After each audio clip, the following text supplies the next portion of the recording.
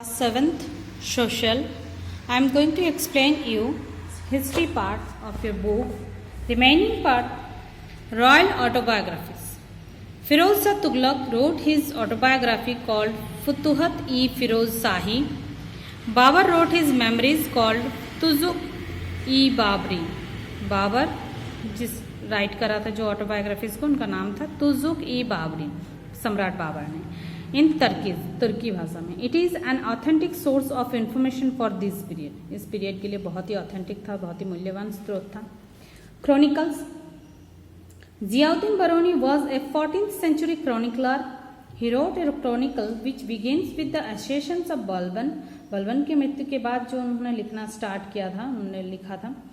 And comes down to the early years मतलब प्रारंभिक time था उनका, फिरोज शाह तुगलक की राज का या उनके डायनेस्टी स्टार्टिंग एज था.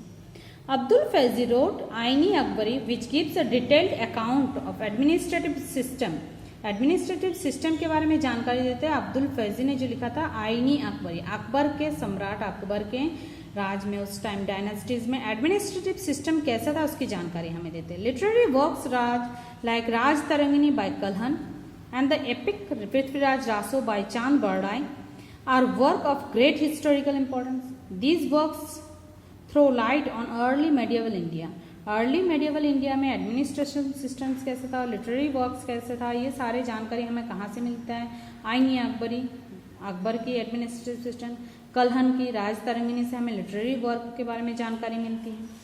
नेक्स्ट आते हैं हम accounts of foreign travellers. Foreign travellers की जो अकाउंट्स है वो उन्होंने भी कुछ लिख कर जाते थे या कुछ अपने पॉइंट्स नोटिस करके जाते थे, जो चीज़ इंडिया के बारे में नोटिस करते थे, कुछ अच्छा कुछ बुरा. India attracted the attention of many foreign travellers. Marco Polo of Venice visited India in 13th century. He left an interesting account southern Pandya kingdom. Southern Pandya kingdom के बारे में उन्होंने अकाउंट लिखा था, उन्होंने छोटा सा बायोग्राफी पॉइंट लिखा था. He also visited Warangal. He spoke highly at the merchants of Gujarat. Warangal में उन्होंने जब गए विजिट करा तब उन्होंने गुजरात के मर्चेंट्स, व्यवसाय के बारे में बहुत सारी जानकारी हमें देते थे. उनकी क्रॉनिकल्स में, उनके फॉरेन ट्रेवलर्स में, अकाउंट्स में देखते हैं. Ibn Battuta was a native of Morocco. Morocco के रहने वाले थे. And visited India during the Muhammad bin Tughlaq reason.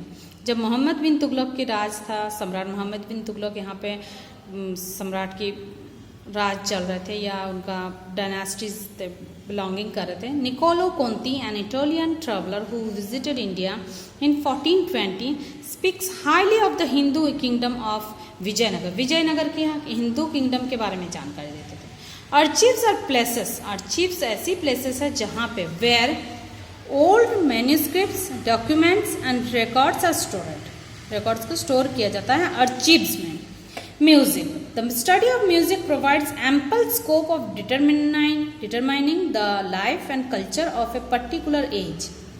Indian music had reached the zenith by the time of Mughal rule.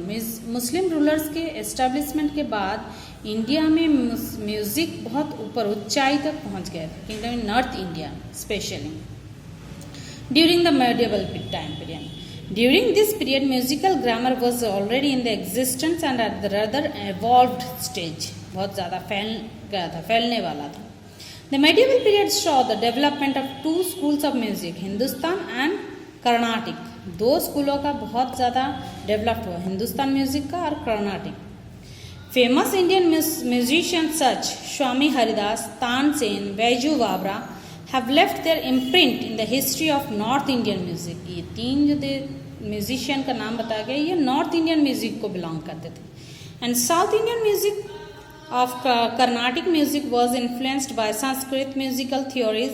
In instrumental music north India invented tabla, sitar, sarod, while the south had its Veena, violin and mridangam.